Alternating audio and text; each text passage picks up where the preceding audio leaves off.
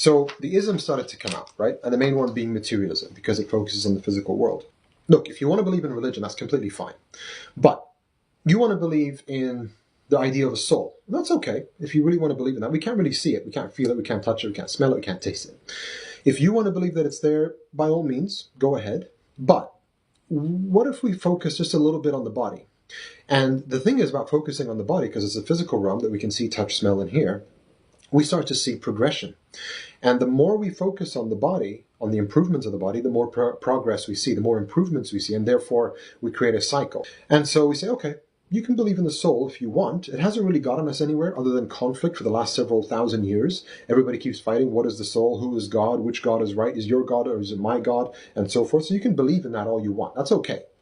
But if we focus on the body, look what it's gotten for us. I mean, we've seen improvements in biology and medical health. And the second notion comes in and says, okay, if you want to believe in an afterlife, that's fine. What if we focus a little bit on this life? And so you start to see improvements and developments in every aspect possible. You start seeing improvements in transportation. In the social aspect of the social realm, we see improvements in communication. So the more we focus on this world, the more improvements we see. And so therefore we should focus some more and then get more improvements, focus more developments. And so they said, okay, fine, believe in the afterworld all you want. And then the third one comes in and says, well, you want to believe in God? Well, it doesn't really matter. God exists, doesn't exist, nobody really cares. But if we focus on this world, this dunya, that we can see, we can improve it in every realm possible, the physical world, right? And so then we say, okay, well, the justice system, morality, morality was absolute because morality came from God. Okay, but it's not really working with the time that we're in today. I mean, today we have homosexuality. I mean, what's wrong with that?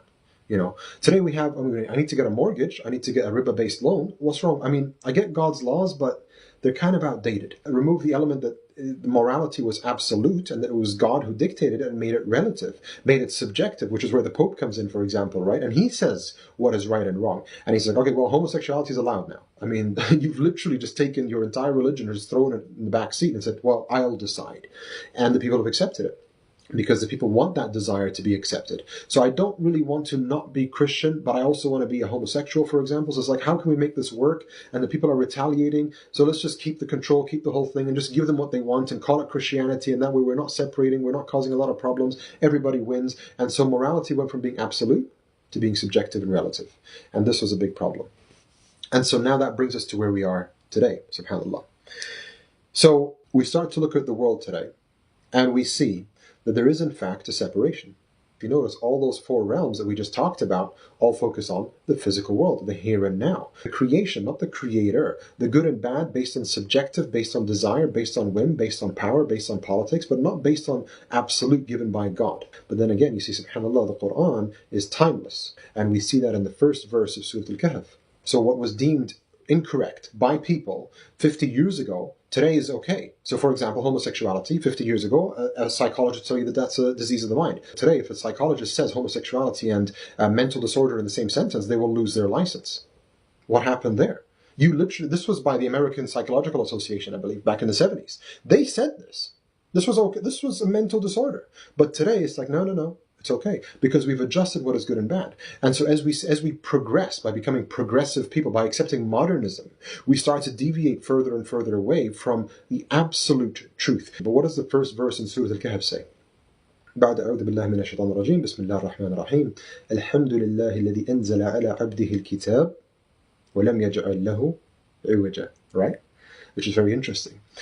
All praise and thanks be to Allah, who has revealed to his slave, to his servant, the book, i.e. the Quran, and has not made within it any deviation. So that morality, that good and bad, that absolute truth that comes from Allah in the book does not deviate. The book says, no. We stand strong, we stand straight. And so the truth can hurt. The truth can be offensive.